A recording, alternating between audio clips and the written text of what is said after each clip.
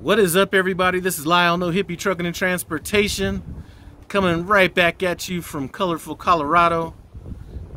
Decided I'd stop back in right quick before I start my next adventure in Salt Lake City. I'm gonna be heading out here in about another 6 days. I figured I was hemorrhaging money, so I might as well just hemorrhage a little bit more, you know what I'm saying? So anyway, I was just on YouTube and I watched a video that my man, the Million Mile Man, put out, and the name of that video was the ABCs of TNT training. So I'm gonna title this video the same thing, even though it's not quite the same thing, but I am gonna leave a link to that video in the description below. Run over there, take a look at that.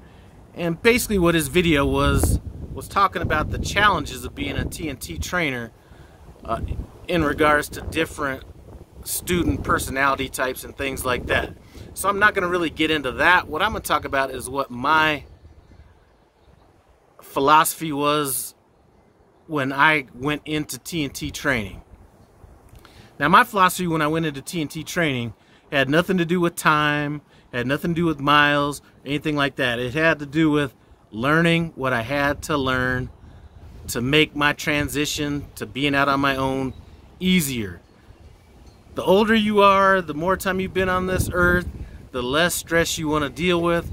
And I didn't want to deal with the stress of not being fully prepared when I went out on my own. Now, I do understand that there are some of those people that have that, you know, I'll learn it as I go, and that's just not me. First of all, it's just too much stress, and just something I didn't want to deal with. So I really had no timetable on when I was going to come out of training, provided my trainer was going to stay with me the amount of time that I needed. So I ended up spending about from April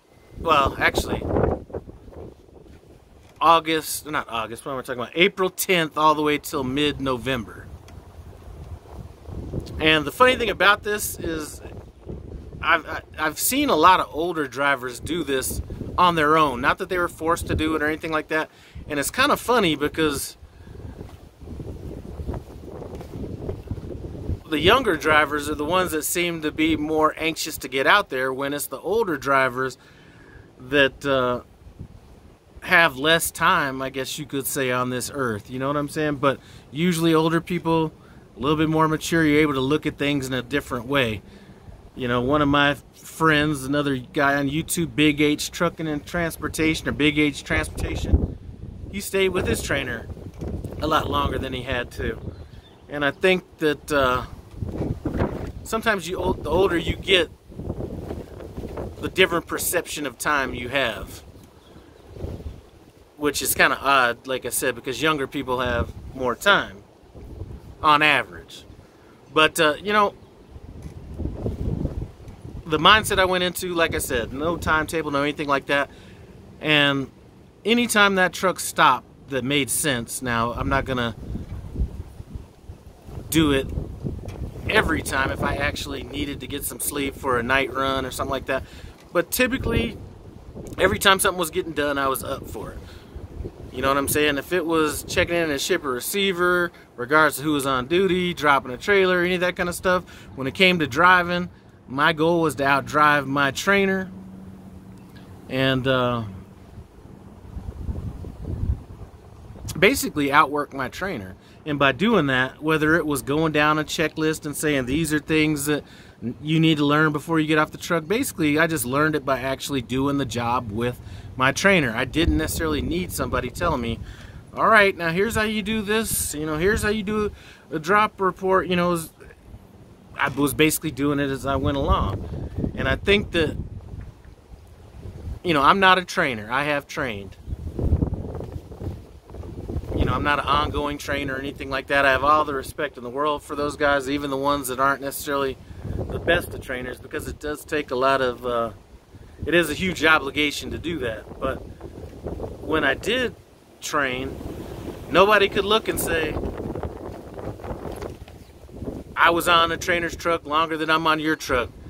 You know what I'm saying? When I trained, I train the same way I acted as a trainee. You're not going to outdrive me. You're not going to outwork me. You know, so there was never a time that my student or co-driver would be able to say, I'm doing more work. You know what I'm saying? So I guess one of the things that I have to say to anybody that's going into training is to get involved and to go into training with the mindset that you want to out-train, or not out-train, you want to outwork your trainer. You know what I'm saying? When you pull up with the shipper receiver, get right out with them. Get out, walk up, you know, basically be his shadow or her shadow. You know what I mean? Slide in tandems. I don't know how somebody says they got off their trainer's truck. Even if their trainer didn't say, okay, here's how you do it. You know, there's got to be a time when the trainer was out of the truck and you weren't outside the truck and they were sliding tandems. Or whatever that situation could be, you know. Now that kind of lesson in lesson is things went from actual training to, you know, at some point it became more of a team operation. And I'd say that, sorry about this wind. I would say that probably happened right around 50,000 miles, to where it was like, okay, we're going to kind of do our own thing, or I'm capable enough to do my own thing. But up until that point, you might as well just call me Shadow, because I was right there. You know what I'm saying? Forgive me for this wind. So I think a lot of times what people do is they go into training with the mindset that a trainer is going to have to teach you something, whereas I think you should go in there with the mindset of you wanting to learn something. Kind of the same things but different. You know, waiting for somebody to teach you something and going into it with the mindset of learning something, they're, like I said, two totally different things. Learning something requires you to actually take, you know, requires you to take initiative to actually learn, whereas teaching is something that you're waiting for somebody to give you, if that makes sense. So I never waited to be taught anything. You know what I'm saying? If he's out there messing with the reefer, hey, what are you doing? I'm out here pre-trimming. All right, how do you do that? All right, boom.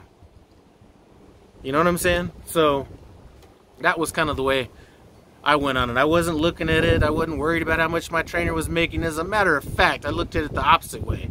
I actually felt a sense of pride knowing that I was bringing all that money to my trainer. And if you really think about it, you know, I think people think of, you know, not everybody, but some people think about this as they're being underpaid for this, and in reality, you're being overpaid for it.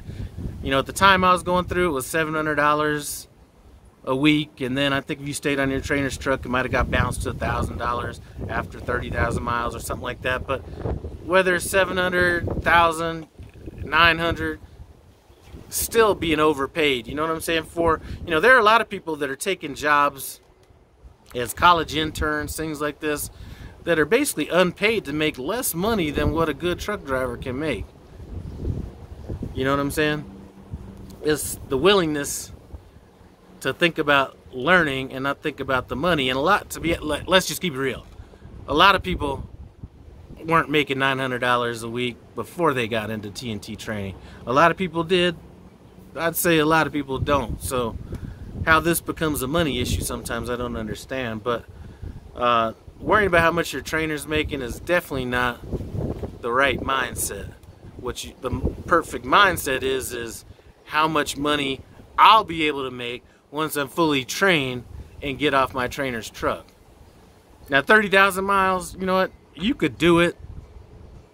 I don't think 30,000 miles, I mean, I think 30,000 miles is higher than the industry standard, but I don't think 30,000 miles is enough to actually have you do the job.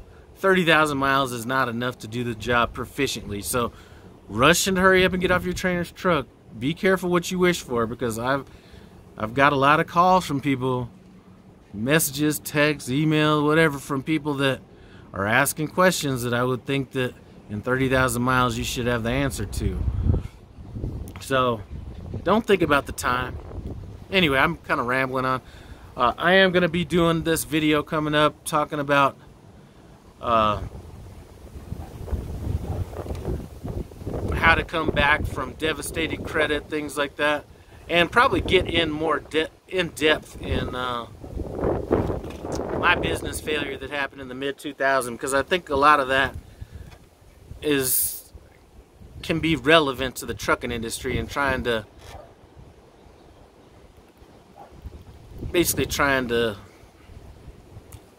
run before you crawl, things like that. So I'm gonna probably try to get to those while I'm here at home before I head back out. I should have plenty of time when I get out to Salt Lake City, because I'll be there for a good week.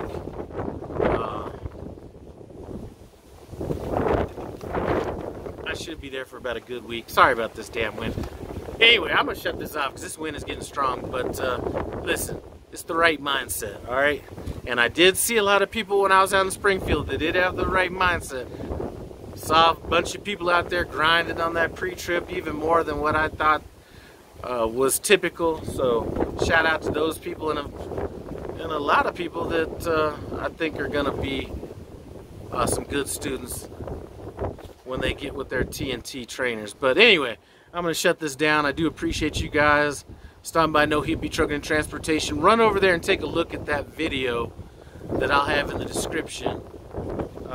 And try not to be any of those people that, those personality types that he listed in that video.